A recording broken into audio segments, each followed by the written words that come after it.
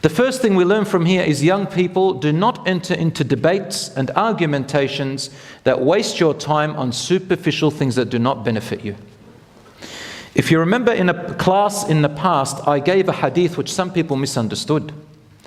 The hadith, which is acceptable by scholars, says, if you want to perfect your religion and your iman, stay away from that which does not concern or benefit you. Some people thought that we're not allowed to talk about even oppression or guiding people or advising people or commanding good and prohibiting evil. No. It means things that will not benefit you in your religion, in your hereafter, and in this world. Some people said, so we don't make dua and we don't talk about our brothers and sisters in Gaza. We say, no, that does concern you. This is oppression. Everybody has to stand up against oppression because it involves mankind. It means do not busy yourselves with debates and argumentations and people's personal lives that benefit you nothing. Things that are truly personal and supposed to be personal. Such as prying on people, saying continuously, why haven't you had a baby yet? What do you do at home? How come you don't do this? How come you do that? Just personal things that got nothing to do with religion, nothing to do with advice, no benefit whatsoever. Gossip and backbiting, for example. Trying to know personal, private things that are none of your business about a personal life. Debating and talking about things that benefit you nothing except waste your time. I see it on the internet all the time. People splitting hairs, straw man arguments. Why? Allah says, doesn't matter about their number. Some people say, but how many were they exactly? Imagine people debating for a week.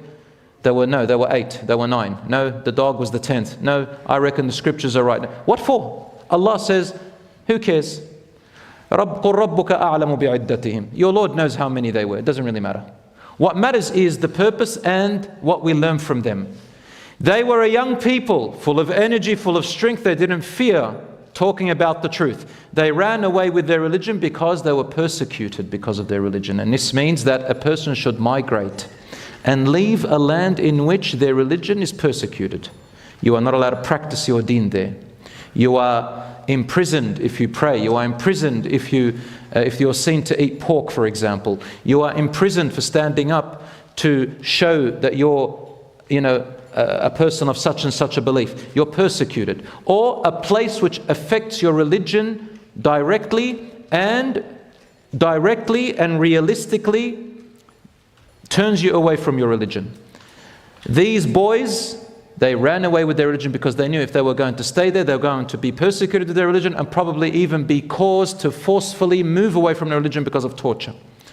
So they left with their religion. And they said to each other, let's seek refuge. They saw a cave. Now on their way, a dog saw them in a farm. And the dog followed them. They tried to get rid of it, but the dog insisted on staying with them. Allahu A'lam, why? God knows best why the dog is in the picture. But perhaps some scholars said, animals are also an example of worship of Allah. We look at animals and we see how Allah had created them. The way they are naturally teaches us Allah also brought us a religion, Islam, the natural religion. That just as the animals and the creatures worship Allah, Allah has honored us and we have a choice, so we should choose also to worship Allah, just like everything in creation worships Allah. The dog followed them and they found a cave and hid inside it. They said, let's go into this cave and hide. Allah says, when they sat inside the cave and they went to sleep, the dog went and stood and sat with his legs out as a guard. Cutting the story short, Allah subhanahu wa ta'ala made them fall asleep. They fell asleep and they went for hundreds of years asleep. We don't know how many years. Again, Allah says, some will say it was 300 and